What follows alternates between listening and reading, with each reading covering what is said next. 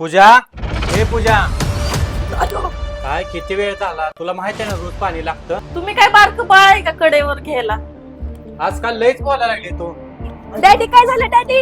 थांबा डॅडी, उठा उठा. अगं काय दाढी उठा, अगं त्या डॅडी उठा, गौराबाई ती मम्मा असं बोलते बघ. ए अगं कुंबे, पप्पा इथं पडलेत पाय घसरून.